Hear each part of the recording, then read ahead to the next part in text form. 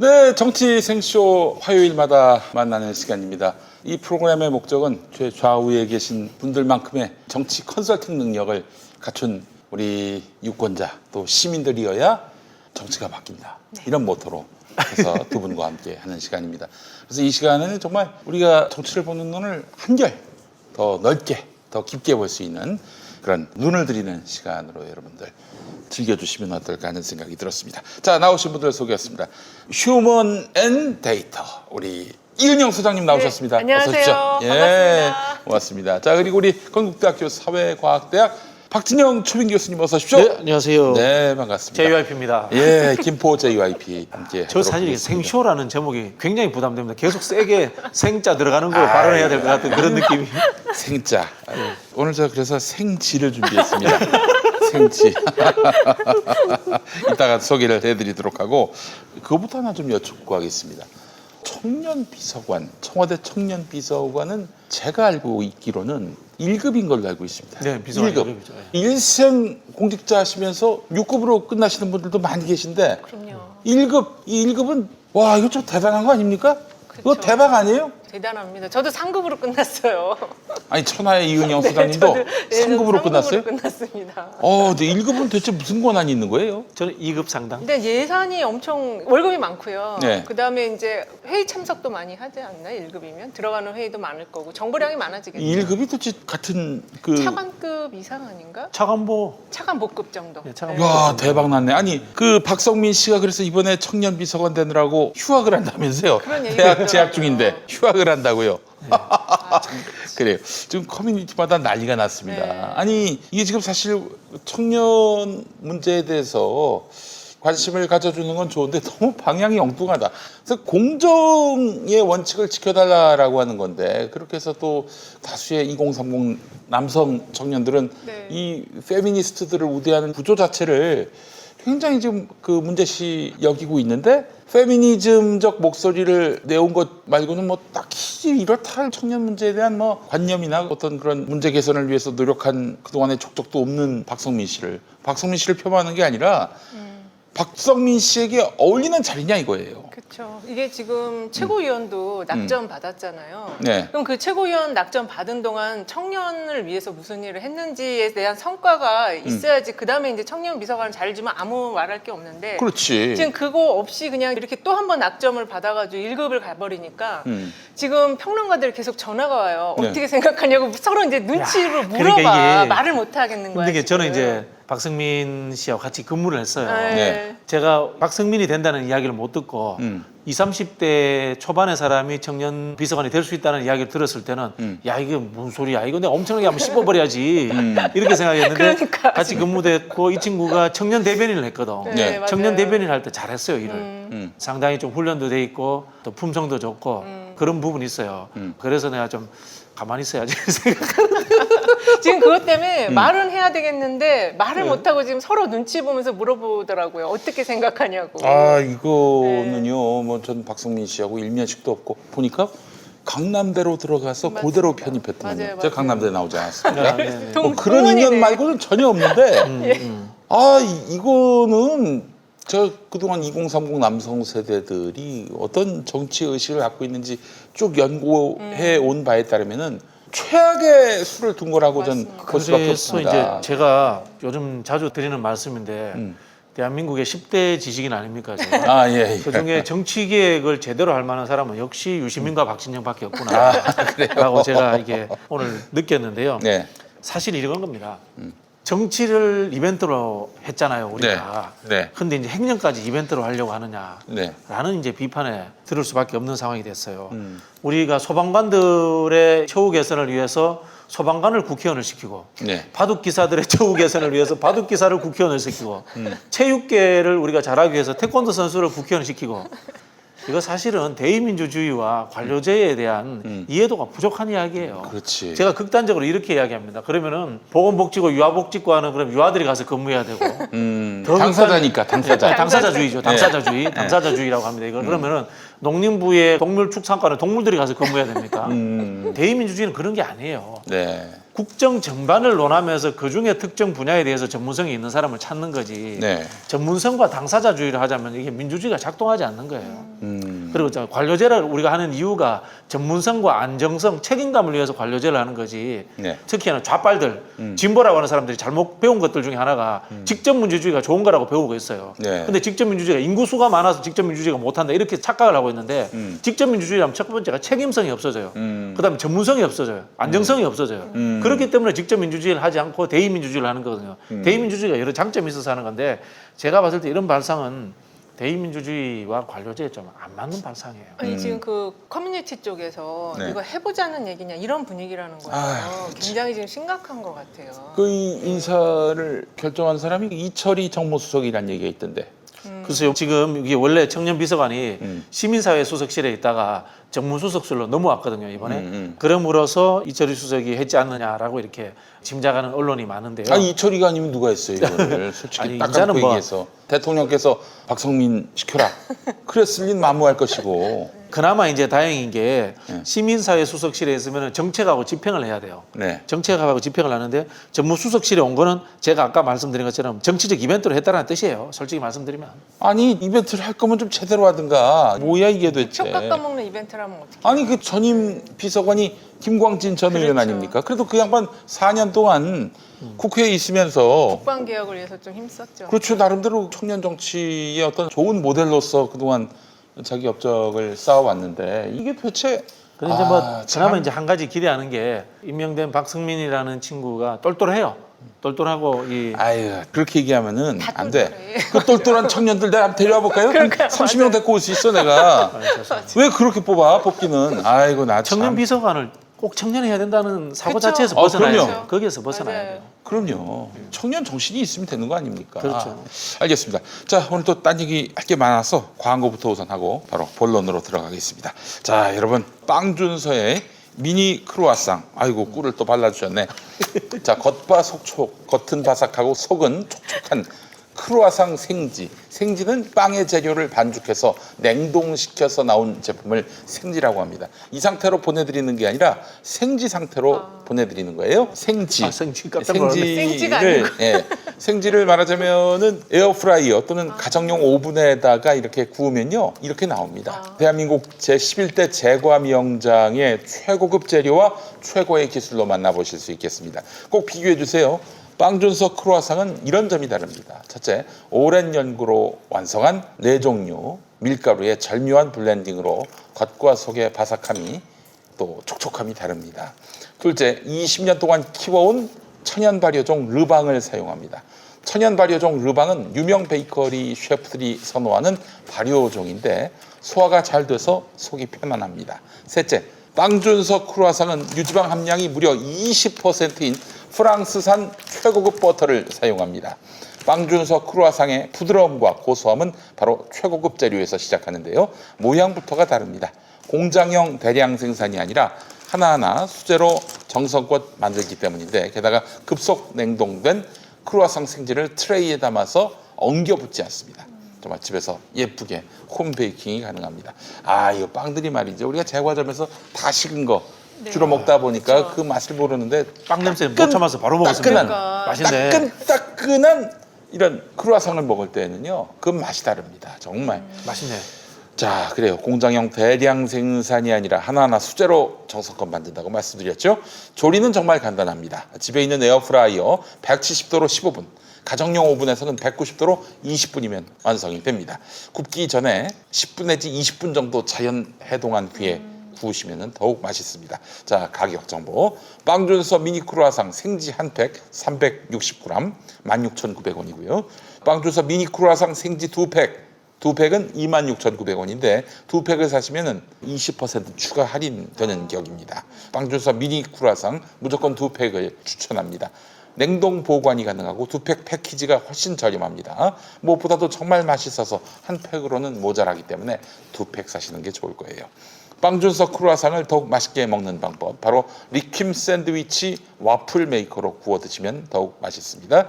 김용민닷컴에서 인터넷 최저가보다 10% 이상 저렴한 압도적 최저가의 리퀴 샌드위치 와플 메이커 만들어 보시기 바랍니다. 와플도 나왔어요. 네, 그래요. 정말 대단하지 않습니까? 네. 한번 먹어보도록 하겠습니다. 맛있어요. 전 다 먹었다 벌써. 맛있네요. 엄청. 야, 저희 집에 이거 먹거든요, 이 빵. 이 크루아상 먹어요. 크루아상 제일 좋아요. 아 진짜? 네. 근데 이 안에가 이게 뭐라지 이거? 공기가 잘 들어갔네요. 겹겹으로 아주. 여기 야, 정말 좋네요. 복분자도 올려놨네. 이게 복분자인가? 네. 아, 복분자예요. 이게 영어로 트리플벨인데 우리말로 복분자예요. 아 좋습니다. 예, 이 빵 생지가 들어있는 거죠? 좋습니다. 어, 생지채로 받으실 수가 있어요. 네, 아유, 저희 집에서 똑같은 거 이거 먹어요. 맛있어요. 김포에서. 네, 뭐 김포에서 먹는데 제 입에는 오지도 않아요. 아 그래요? 순서가 안 와. 아 정말 하늘이 내린 귀한. 너무 맛있다. 예, 우리 저 빵준서. 오늘 이제 이름이 무슨 준서죠? 너무 맛있어. 아 박준서. 박준서. 아 진짜 연예인 이름. 그래요. 야, 15분이면 이렇게 맛있는 빵을 먹을 수 아니 있다는 제가 거. 원래 소화가 잘 안 돼서 빵을 안 먹거든요. 근데 이 빵은 먹어요. 이게 소화가 잘 돼. 그렇죠. 효모가 뭐가 들어갔나 모양이더라고요. 아이고 많이 들어갔어요. 네. 꼭 제과점에서 만든 빵하고 똑같아요 맛이. 버터가 진짜 많이 들어갔네. 그렇습니다. 이 안에. 향이 좋다. 그거보다도 더 맛있어요. 네, 그런 것 같아요. 우리나라의 그 11대 제과 명장 박준서 이분이 아유, 이제 11대예요? 네, 11대. 아 가수는 집안이- 10대 가수, 지식인도 10대 지식인인데 이건 또 11대구나. 아니 여기 이제 제과 시스템은 축구하고 비슷해가지고 엔트리 넘버에 들어갑니다. 네. 근데 와플이 네. 원래 되게 달거든요. 근데 이거 하나도 안 다네. 아유 그럼요. 네.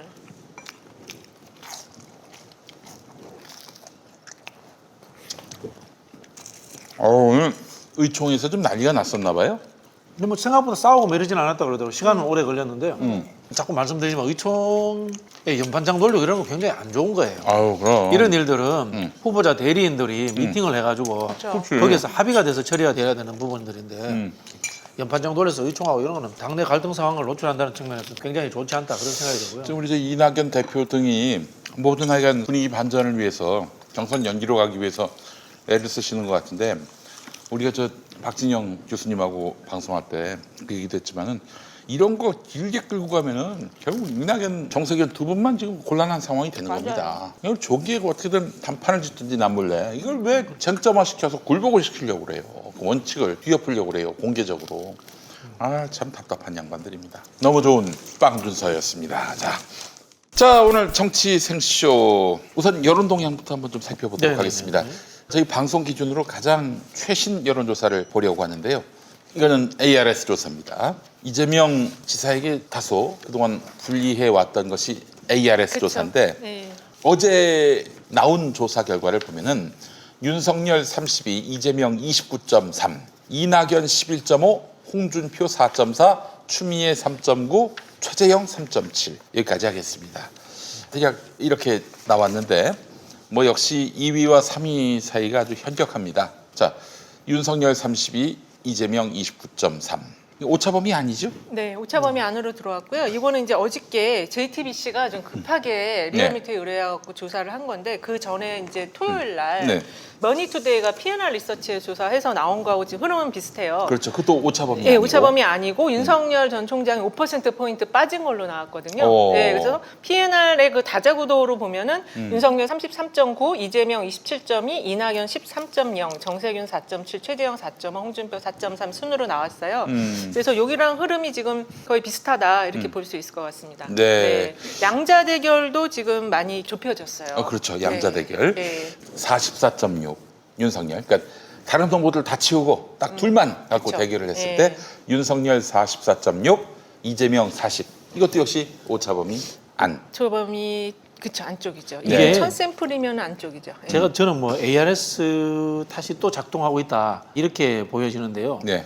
경선 연기론 때문에 이재명 지사 이름이 자주 나왔어요. 그래서 저는 올라간 측면도 있다고 봐요. 네. 솔직히 말씀드리면. 예. 그리고 우리 생각에 윤석열 X8 이야기도 나오고 윤석열이 막 폭락할 것 같잖아요. 네네. 근데 폭락 잘 안 하죠. 이것도 ARS 탓인 것 같아요, 저는. 아. ARS가 어쨌든 이 보수층들의 지지도가 잘 나고 그다음에 그 당시에 굉장히 이슈가 돼서 언론에 많이 회자됐던 인물들에게 인지도 높은 사람에게 유리한 측면이 있기 때문에 저는 이런 구도로 계속 흘러가고 있지 않나 네. 네, 그런 생각이 들고요. 빅데이터 분석 보면은 교수님 말씀처럼 이재명 지사 부정 평가가 부정 감성어가 더 높아졌어요. 57%가 됐거든요. 네. 그러니까 지금 경선 연기론으로 그렇죠. 인해서 뭔가 티격태격하는 게 이제 이재명이라는 지지율은 올라갔지만 그 안에 속성을 보면은 부정적인 말들이 더 많이 돌아서 이게 좀 올라갔다 이렇게 볼 수 있을 것 같습니다. 네, 그래요. 이게 사실은 지금 경선 연기론이 내부적으로 우리 당 모든 후보자들에게 비호감도를 높이는 아하. 그런 역할로 작동할 수 있어요. 이게 길어지면 안 돼요. 진짜. 그렇죠. 네. 그 정치인이 일해야지 빨리 밥 먹고 일하러 가야지 집안에서 밥그릇 싸우면 안 되잖아요. 네. 갑자기 이명박 생각나네. 그래요. 어쨌든 자동응답에서조차 이재명 지사가 오차범위한 접전을 벌이는 양상으로 들어왔는데 이미 전화 면접원 조사에서는 그것도 역시 오차범위 아니긴 하지만 거의 전화 문제 팽팽하게 교수는 붙어 1등 있죠. 나올 거야. 네. 계속해서. 이 흐름을 한번 좀 우리가 주목해 보자면은 윤석열 지지세가 좀 많이 빠지고 있는 흐름이고 그렇죠. 뭐 갑자기 폭 나가고 이러진 않은데 네. 꾸준히 빠지고 있는 상황인 거죠. 네. 꾸준히 검증되고 있다 이렇게 보시면 될 것 그렇죠. 같아요. 네. 4월 18일 조사에서는 윤석열 38.4, 이재명 22.2였는데 5월 22일, 23일 조사에서는 32.9대 30 이렇게 바짝 붙었고 그 바짝 붙은 양상이 6월 19, 20일 조사 32대 29.3으로 또 유지가 되고 있는 네. 상황이고요. 보면 이제 이재명 지사는 또 올라갔다가 좀 주춤하는 그런 양상으로 봐야 될까요? 그렇죠. 그냥 네. 약간 이제 지금 상승 기류는 탔는데 그 전에 이제 박스권이라는 얘기가 나왔었잖아요. 근데 이제 그거는 민주당 내에서 지금 어떤 변화의 요인을 만들 수 있는 모멘텀이 없기 때문에 그렇죠. 현재 그냥 그 상태에 있는 것이고 요게 이제 지금 경선 연기론이 맞불이 놓아지고 이제 당 대표가 최고위원들하고 결정한다고 하면은 여기에서는 또 변화가 이제 올 수가 있을 것 같아요. 왜냐하면 지금 이제 지각 변동기에 들어갔어요. 여론조사 지각 변동기에 들어갔고 윤석열 총장도 저도 아까 교수님 말씀처럼 한꺼번에 많이 빠지지는 않은데 지금 빠지는 추세로 가고 있고 그거의 원인은 이제 자기를 드러내지 않는 거에서 지금 오고 그렇지. 있거든요. 그렇기 때문에 지각 변동이 들어갔고 민주당 내에서의 3위 경쟁도 지금 네. 추미애 전 장관이 내일 출마 선언을 함으로써 여기도 이제 지각 변동이 또 일어날 것 같거든요. 이제 지금부터는 여론조사가 많이 좀 달라질 수 있어요. 아, 그래요. 네. 이 국면에서 윤석열에게는 어떻게 좀 추이가 네. 좋아질까요? 아니면 좀 불리해질까요? 이게 지금 이준석 바람을 타고 지금 왜냐면은 당 지지도는 상승 흐름을 탔거든요. 네네네. 국민의힘 같은 경우에 그러니까 이 흐름을 같이 타면은 이게 지금 상승 기류로 가는데 음. 장성철 파일 사건으로 인해서 지금 이게 그 바람에 타기에는 지금 너무 이게 거리가 생겨버렸거든요. 예, 그래서 이제 좀 어려울 것 같습니다. 이 바람을 타진 못할 것 같아요. 아, 지금. 윤석열은? 네. 그럼 우리 저기 성철이가 훌륭한 일을 한 건가요?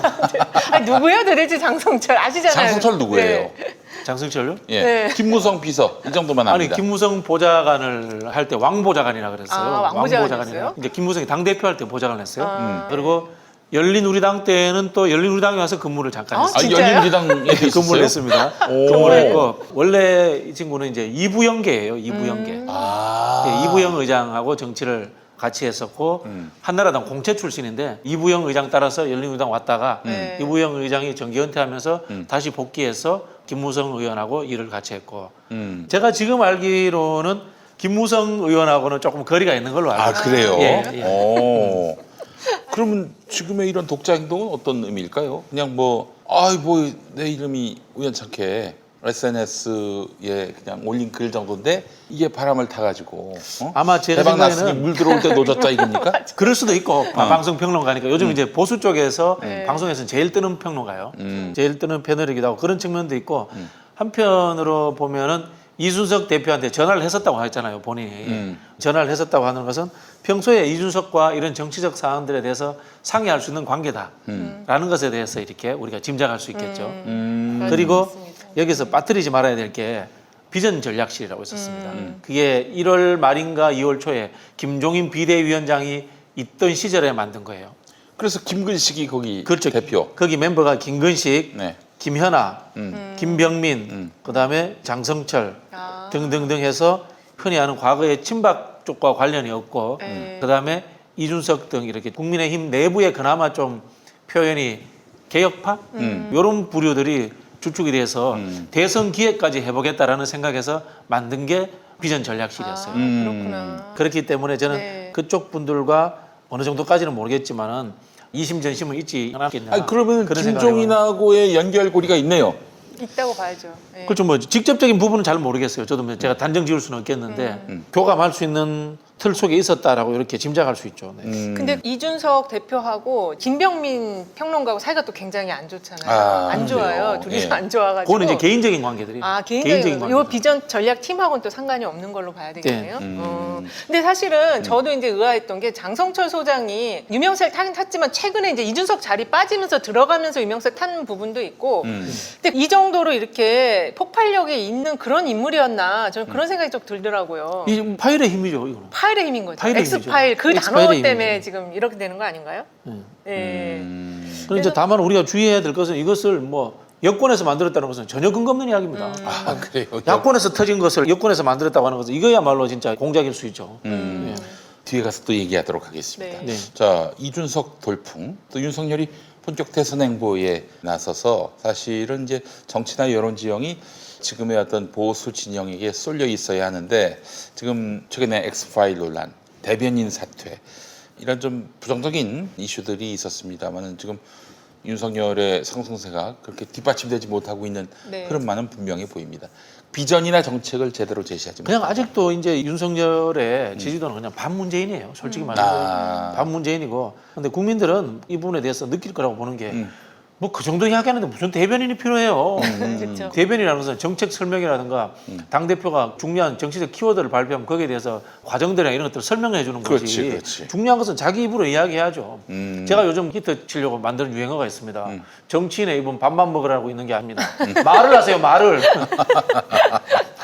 알겠습니다. 그래요. 윤석열의 지금 침묵은 독이다. 그렇죠. 침묵은 금이 아니라 그쵸. 지금 윤석열의 침묵은 독이다. 이렇게 볼 수 있을 것 같습니다.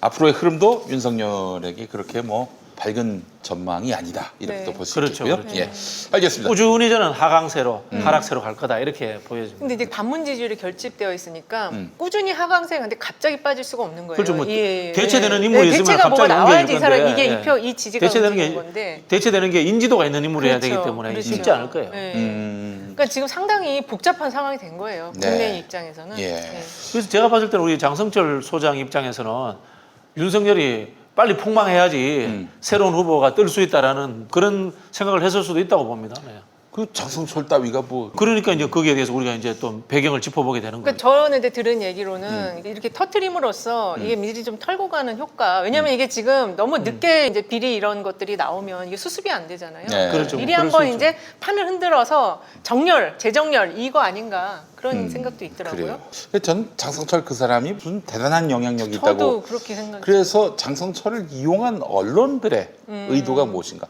아니 엑스파일 의혹이 너무 쓸데없이 그 부풀려진 측면이 있어요. 언론에 의해서. 맞아요. 네. 네. 오늘 저 박진영 교수님 그런 말씀하셨어요. 그 저기 조선 동아 출신을 대변인으로 쓴 윤석열에 대한 또 중앙일보 기자를 간사로 쓴 그렇죠. 그 윤석열에 과정에. 대한 네. 열받음, 네. 열받음으로 인해서 너 저기 윤석열 한번 우리 언론한테 밑보이면 무슨 일 겪는지 한번 당해봐. 이런 차원에서 지금 엑스파일을 부풀린 게 아닌가. 마치 그 생지가 네. 빵으로 부풀려지듯이. 빵으로 부풀려진 게 아닌가 그런 생각이 드는데 그렇게 봐야 될까요? 그렇죠. 그런 측면이 뭐 많이 있죠. 이게 언론이라는 것이 우리가 굉장히 해보면 섬세하잖아요. 기자들의 감성이 기사에 녹아나거든. 사실은 그런 부분에서 섬세하게 접근해야 되는데 한쪽 부분 1등 언론 보수 오른쪽 굉장히 오른쪽에 있는 언론 굉장히 왼쪽에 있는 언론을 활용했을 때 생기는 이 부작용이에요. 제가 낮에도 말씀드렸지만은 윤석열이 처음에 국민일보하고 인터뷰했을 때 이럴 때 효과가 훨씬 더 컸거든요. 그런 부분들에 대해서 생각을 못했던 거죠. 그거를 왜냐하면은 조선 동아 기자들한테 맡겨놔서 그런 일이 생긴 거예요. 알겠습니다. 더 극단적으로 이야기하면은 대언론 활동은 정치인들이 기자 출신들보다 더 잘합니다. 그래요. 서당계 3년이면 풍어를 읊는데 정치부 3년이면 뭐 당연히 정책위 의장 수준의 정무 감각을 갖출 수 있는 것이다. 이런 얘기 보도록 하겠습니다. 그래요. 이번에 저 경선 연기론 이야기 한번 해보려고 하는데 오늘 뭐 의총장에서 소란이 있었다 이런 보도가 나옵니다. 송영길 대표가 유력 주자 세 사람이 경선 연기에 반대를 나타내고 있는 그런 상황에서 송영길 대표가 이낙연 대표도 작년에 룰을 정할 때 180일 전에 후보를 선출한다. 여기에 동의했다. 이런 말을 해서 친이낙연계, 친낙계의 반발을 샀다. 이런 보도가 나오고 있습니다. 뭐 맞는 말을 한 거죠. 맞는 말을 하고 저는 뭐 여기에서 경선 연기론에서 제일 할 말 없는 분이 이낙연 후보라고 생각을 해요. 금방 송영길 대표가 한 그 이야기도 있고 본인이 경선 일정 때문에 당 대표직을 그만뒀잖아요 중간에. 그 선거 앞두고. 네, 선거 앞두고 그래놓고 이런 이야기하는 건 명분이 없습니다 사실은. 아니 제가 진짜 경선 연기론을 주장하고 싶다. 내가 이낙연이라면은 네. 180일 전 하지 말고 100일 전으로 하자라고 연초에 얘기할 것 그쵸. 같아요. 본인이 네. 대표일 네. 때. 그렇죠. 왜냐? 선거가 목전인데 4월 7일 그 보궐선거에서 대표도 없이 어떻게 선거를 치르라는 얘기냐. 그건 안 된다. 내가 이 선거에 대해 책임을 지겠다. 그러니 4월 7일 지난 시점까지는 좀 미뤄달라. 이럴 것 같아요.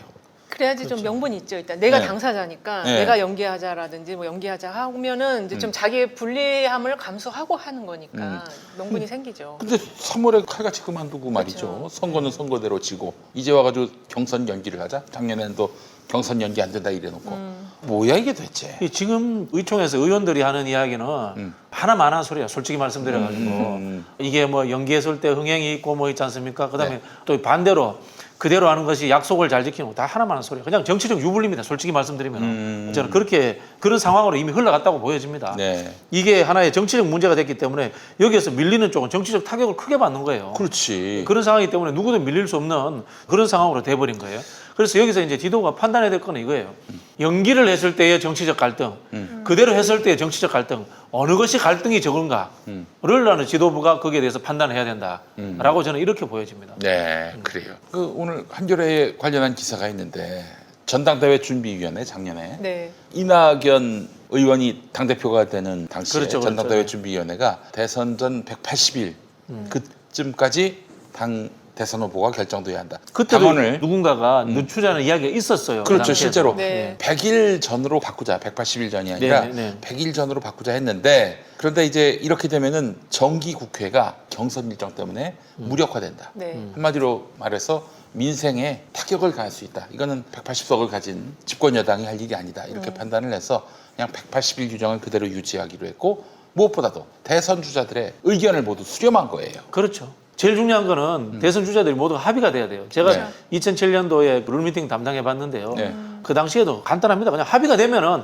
연기해도 돼요. 솔직히 말씀드려서. 근데 합의가 안 되는 상황이면은 그대로 할 수밖에 없는 상황이다. 네. 저는 그렇게 보여집니다. 지금 3명의 후보나 지금 반대하고 있는데 결정적으로 만약에 여기서 당대표가 너무 정치적으로 부담돼. 이거 전당원 투표에 붙여. 이러면 어떡하실래요? 전당원 투표에 붙여가지고 만약에 연기가 안 된다. 그럼 연기 주장했던 사람들은 경선에 개망신을- 들어오기도 진짜 부끄러워지는 그런 상황이 돼버려요. 그렇죠. 반대로 이게 연기가 돼버렸다. 그러면은 연기 못하겠다고 하는 사람이 또 정치적 타격이 엄청나게 커버려요. 그리고 이 이슈를 드러내놓고 의총에서 키운 것 자체가 정치인들이 큰 실수를 한 거예요. 국회의원들이. 그리고 지금 압도적으로 지금 앞서가고 있는 이재명 지사에게 타격을 가할 수 있는 경선 연기하자 이 주장에 당원들이 뭐 동의를 다수가 안 하죠. 동의할 수 있을까요? 네, 할 수가 없을 것 같아요. 지금 상황이 이번 대선이 그렇게 만만한 대선이 아니고 제가 볼 때는 97년 대선이 39만 표 차, 40만 표 차가 안 났어요. 네. 그리고 그때 생각을 해보면 매일매일 이게 상황이 뒤집어지는 상황이었거든요. 이번 선거가 그 비슷한 선거가 될 것 같은데 이윤영 지금- 수장님 그때 계셨어요? 네, 제가 그때 홍보 담당했었어요. 아이고야. 그때는 이미 판이 많이 민주당 그때 새정치국민회의가 굉장히 어려운 상황이었어요. 왜냐하면 총선을 지고서 대선을 하는 거였기 때문에. 그렇지. 그래서 굉장히 어려운데 그거를 막 뭐 여러 가지를 뭐 DJP 연합도 하고 많은 것들을 노력을 해가지고 하루하루 이렇게 뒤집어가면서 올라온 선거였거든요. 그러니까 이번 선거도 그에 못지 않은 선거다. 저쪽에 후보가 없다고 해서 지금 무조건 뭐 된다 다음 선거는 이렇게 생각하면 안 될 것 같아요. 그럼요. 네. 후보는 언제든지 만들어주면 무조건 그렇죠. 그 49%까지 올라옵니다. 맞아요. 네. 양자구도 무조건 49%까지 옵니다. 네, 그래요. 지난해와 올해 달라진 점은 그때 1위가 이낙연인데 그렇죠. 지금 1위는 지금 이재명인 바뀌었죠. 거. 그렇죠. 네.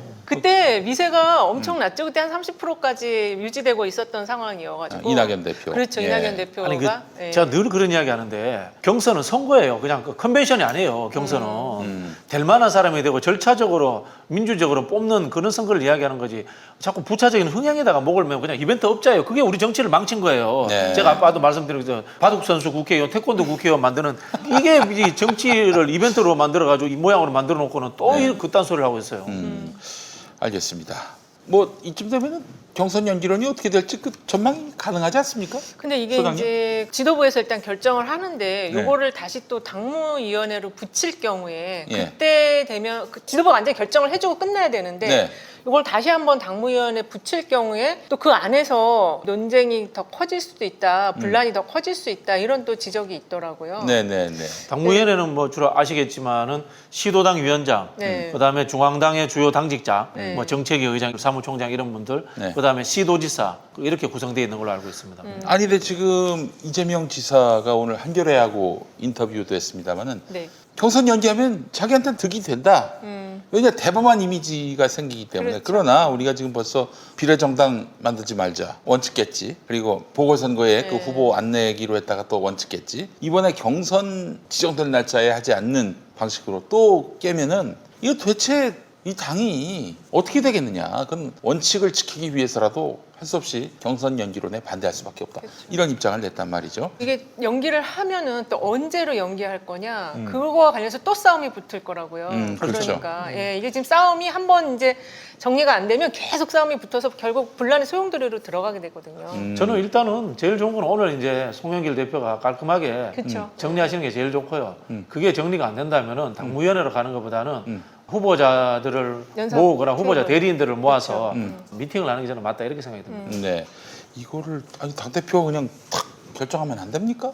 원칙대로 간다. 최고위원회에서 당무위원회 배부하지 않는다라고 결정해버리면 됩니다. 아니 그것도 그렇고 웃긴 게 원칙을 지킨다라고 했는데 원칙은 어제 월요일부터 이게 그리고 규정이 없는 게 경선 후보를 등록받게 하는 거 아닙니까? 그러니까 지났어요 벌써. 당무위원회에서 당원 당규를 개정한다라고 되어 있지 예. 당무위원회에서 정치적 사안이 된 것을 결정한다라고도 되어 있지도 않아요. 의결한다는 개념도 아니거든요. 네. 당무위원회는 당원 당규를 바꾸기 때문에 네. 한다는 거지 예. 당무위원회에서 보통 우리 투표해서 뭐 이렇게 한 적이 잘 없어요. 그렇죠. 그리고 거의 당무회에 올라오면요. 그 전에 다 이제 논의가 합의돼가지고. 끝나서 다 이제 결정된 안을 그냥 회의에 붙이는 형식적 절차가 의미가 더 강하거든요. 네. 하여튼 뭐 제가 봤을 때 만약에 이걸 연기해서 바꾸려고 한다면은 전당원 투표해야 될 겁니다. 네. 그렇죠. 반대하는 측에서 가만히 안 있죠. 지난번에 우리가 공천을 서울시장, 부산시장 보궐선거에 후보를 내는 것도 전당원 투표로 결정을 했잖아요. 네. 그렇죠. 그렇기 때문에 전당원 투표를 해야 되는 상황이고 전당원 투표를 해서 결정이 나버리면요 이쪽에 대해서 전당원 투표에서 지는 쪽은 제가 보기에는 경선에 들어오기도 쉽지 않은 정치적 맞아요, 타격을 입어버립니다. 맞습니다. 네, 그래요. 왜 이렇게 복잡하게 할까? 그러니까. 아니,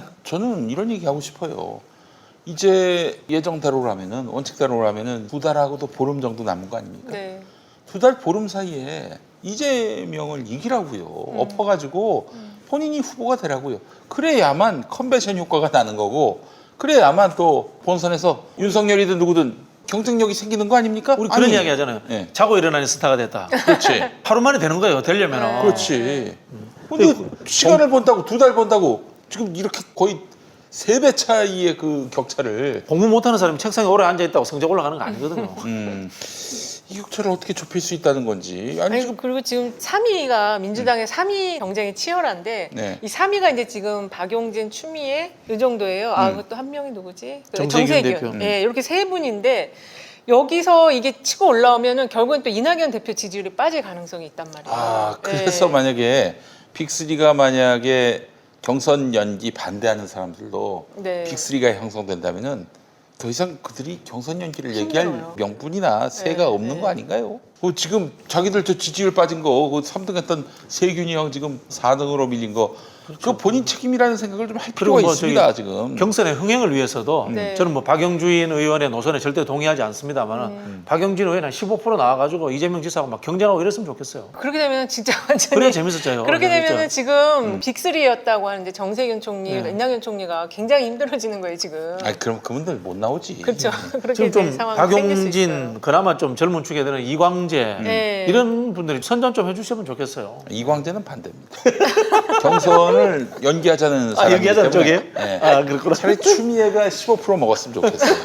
네. 그래요. 경선 연기론 고집 이게 길어지면 길어질수록 결코 유리하지 않을 텐데 그런 계산은 지금 못 하나요? 어떻게든 경선 연기를 해야 된다. 아니 지금이라도 난 박주민 의원 이런 사람도 선언했으면 좋겠어.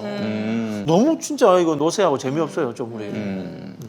그러니까요. 아 그래요. 지금 그 66명의 의원들은 도대체 무슨 멘탈리티로 그런 터무니없는 주장에 동조를 했나 모르겠어요. 네, 왜냐하면 이제 오래 높은 지지를 유지하셨었잖아요. 그러니까 그쪽 캠프는 일찍 꾸려졌었어요, 상당히. 그래서 그쪽 캠프가 한 3달 전까지만 해도 엄청 고민을 했어요. 이걸 어떻게 반전의 모멘텀을 어떻게 마련할 것이냐.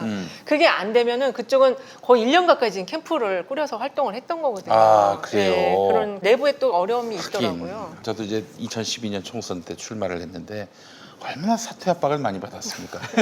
저는 그때 이제 뭐 하여튼 아무 생각이 없었어요. 정말 무상무념 상황이었는데 그때는 저기 뭐 음식을 많이 드셔야 돼요. 아 근데 이제 완전 무상무념 상황이어서 없애나마나 했는데 와 캠프 사람들이 정말 그 수십 명이 달라들어가지고 그만두면 안 된다고 그쵸. 사퇴는 안 그렇지, 된다고 그렇지, 그렇지. 그랬어요.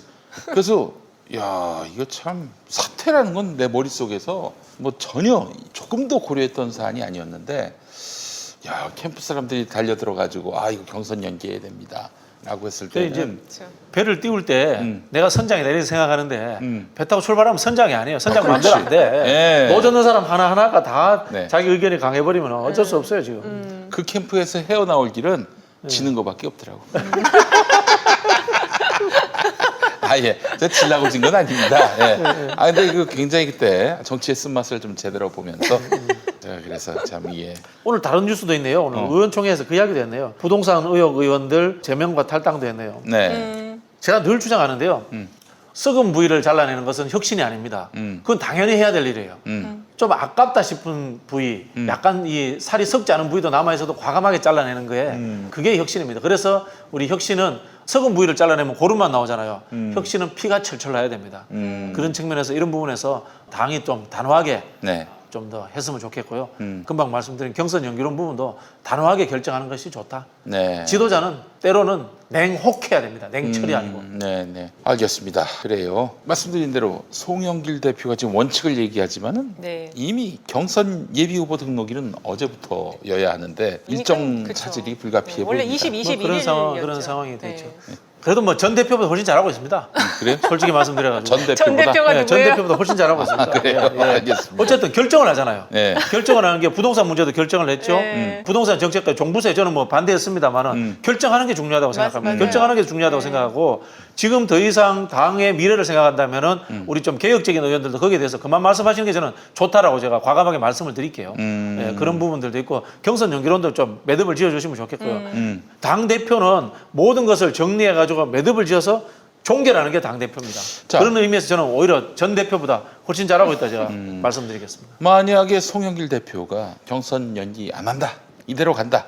라고 했을 경우 언제부터 경선 예비 후보 등록이 이루어질까요? 빨리 해야 될 것 같아요. 왜냐하면 지금 대선기획단 공동위원장으로 해서 강훈식 의원이 내정이 지금 돼 있잖아요. 네. 그리고 정책팀도 지금 박완주 의원으로 내정을 해놨더라고요. 그러면 이제 사람은 일단 꾸려졌으니까 후보도 다음 주 정도에는 빨리 받고 그 안에 빨리 이제 출마 선언 안 한 분들 하라고 해야죠. 그러니까 이번 달 안에는 좀 정리를 해야 되지 않을까. 현실적으로 가능합니까? 그게? 가능합니다. 이거 뭐 서류 만들어서 접수하는 거기 때문에 서류 만들어서 접수하는 거고 그다음에 이제 이 컷오프는 뭘로 하냐면 여론조사를 해요. 당원 50%, 일반 국민 50%를 하기 때문에 어렵지 않습니다. 결국 본선 때 이제 콜센터 운영하고 이런 부분이 제일 힘들거든요. 콜센터를 그렇죠. 대형 콜센터를 맞아요. 운영할 수 있는 능력이 우리나라에 몇 군데 없거든. 그 당직자 중에 그거 전문이 있잖아. 돈 많이 벌었어요. 그러니까. 예. 아, 옛날에 그래요? 저 밑에서 갈굼 나가던 친구인데 나가가지고 네. 2007년도에 제가 이제 롤미팅 팀장하고 그 친구가 제 밑에서 그 콜센터 운영을 했는데 그때 박스떼기 하고 해서 난리 네, 났었거든요. 그렇죠, 정말 그렇죠. 고생했거든요. 네. 아. 근데 그 경험을 가지고 나와서 그 경험을 차렸어요. 나가서 이제 콜센터를 차렸어요. 네. 대한민국 콜센터 제일 큰 콜센터를 운영해 본 친구. 그래요. 네. 아 이제 내가 그걸 했어야 돼. 그러니까 일찍 하려고 아 그러셨어요. 아까워 진짜. 아니 저 여담인데 2010년 당시에 이제 사실 민주당이 2008년 총선에서 거의 괴멸적 타격을 괴멸했죠. 입고, 예. 그런 상황이었는데 그때 라디오 21 양경숙 씨라는 아, 분이 네. 예. 대단한 양반이었어요. 양반이 어떻게 했냐면은 제가 듣기로는 네.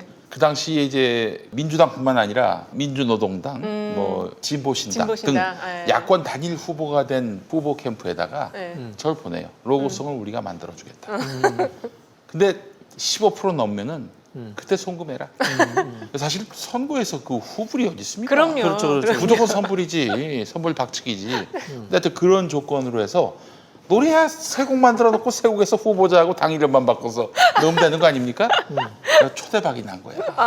대박이 난 거야. 그분 나중에 무슨 사고 안 사고 났죠. 근데 이제 엄청 크게 그래서 났죠. 내가 알고 있기로는 저 그분 알아요. 밥도 몇 번 먹었어요. 2012년 대선 때 네. 그때 또 대선 앞두고 대선이 아니라 총선이니까 총선. 총선 앞두고 사실 선거 비용에서 가장 많이 차지하는 게 유세차. 네. 유세차인데 그걸 한번 해 먹으려다가 이게 잘 안 돼가지고 네. 그래서 거기서 뭐 어떤 파행이 빚어진 걸로 알고 그때부터 있어요. 파행이 빚어진 거구나. 네, 그래서 그 일 때문에 뭐 감옥도 가고 아우. 저는 사실 저도 이제 예전에 여론조사도 학교 다닐 때 좀 네. 그 일 때문인지 모르겠으나 여러 개가 막 그 겹쳤을 뒤로 거예요. 그 뒤에 굉장히 복잡한 일로 들어가셨지. 뭐 그렇게 예. 했는데 정치권에서 컨설팅 관련 저는 일은 안 하려고요. 왜요? 대신 그걸 하면 내가 정치인이 못 될 것 같아요. 왜냐면 저는 꿈이 너무 잘해서 아니, 대통령이기 때문에. 저는 그 우리 동네 시의원 구의원한테도 그 이야기해요. 네. 너 시의원 출마할 때, 구의원 출마할 때 이걸 발판으로 해서 훈련돼서 대통령이 되겠다는 생각으로 해서 해야지. 그렇지, 그렇지. 이걸 내가 여러 번 해먹을게 이런 생각하는 순간에 초심이 망가진다. 그렇지. 그런 이야기를 하거든요. 왜냐면은 대통령이 돼야지 나라를 바꿀 수 있는 게 대한민국의 현실이에요. 그럼요. 예. 그런 꿈을 꾸기 때문에 저는 그런 이제 사업은 안 할 생각을 하고 있고요. 그럼에도 불구하고 앞으로는 이제 정치인들이든지 정치 지방선거에 만날 때마다 10분에 15,000원씩 받으려고. 컨설팅 및 변호사처럼요. 그래요. 네. 알겠습니다. 하여간 경선이 이제 곧 닥쳐오겠네요. 닥쳐오겠고. 근데 이게 지금 그 룰 미팅도 또 만만치 않을 거예요. 그러니까 룰 미팅하고 네. 시행 세칙 만들고 네, 해야 되는데 그게 지금 더 그것도 안 하고 힘들어. 있어요 지금. 네. 시행세칙은 이제 조사 방법을 완전히 지금 뜯어 고쳐야 돼요. 이게 2017년 버전이어가지고 그렇죠, 그렇죠. 많이 고쳐야 되겠더라고요. 뭐 예를 들자면은 ALS를 몇 번까지 갈 거냐 이런 네. 것부터 해서 어떤 뭐 낮에 할 거냐 저녁에 할 거냐 주말 그쵸. 엄청 많아요. 이거 많아, 복잡해요. 할게. 그때 그거 하나하나 그게 쉽게 결정 안 나요. 그렇죠. 쉽게 결정 안 나죠. 곱하기를 어떻게 할 거냐. 그래서 2007년도에 우리가 곱하기 잘못해가지고 4등 5등 바뀌게 됐어요 그때. 아 맞아 기억나요. 예, 예. 왜 그래 다 그때 물러났어야지 그때. 죄송합니다.